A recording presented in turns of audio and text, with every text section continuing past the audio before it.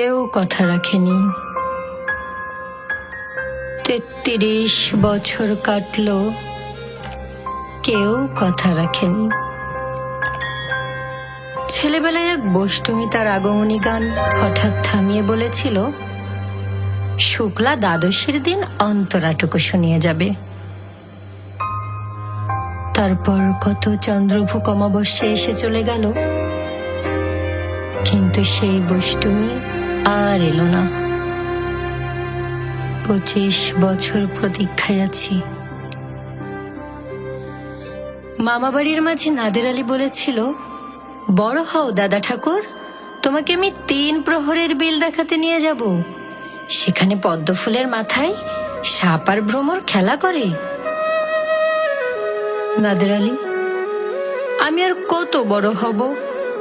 আমার মাথায় ঘরের ছাদ ফুঁড়ে আকাশ স্পর্শ করলে তারপর তুমি আমায় 3 প্রহরের বিল দেখাবে? একটাও রয়্যাল গুলি কিনতে পারিনি কখনো। লাঠি লজেন্স দেখিয়ে দেখিয়ে চুষেছে লস্কর বাড়ির ছেলেরা। ভিখারির মতন চৌধুরীদের গেটে দাঁড়িয়ে দেখেছি, ভেতরে রাস উৎসব, অবিরল রঙের ধারার মধ্যে সুবর্ণ কঙ্কন পরা ফর্সা রমণীরা কত রকম আমতে হেসেছে।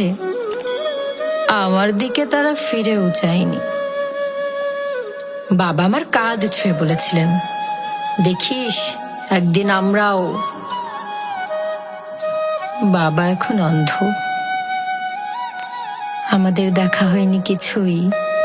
সেই রয়্যালগুলি, সেই লাঠি লজেন্স, সেই রাস উৎসব আমায় কেউ ফিরিয়ে দেবে না।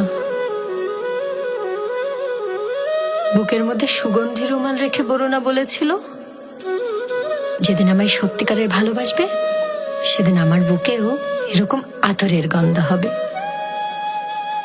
ভালোবাসার জন্য আমি হাতের মুঠোয় প্রাণ নিয়েছি, দুরন্ত শাড়ির চোখে বেঁধেছি লাল কাপড়, বিশ্ব সংসার তন্ন তন্ন করে খুঁজে এনেছি 108টি নীল পদ্ম।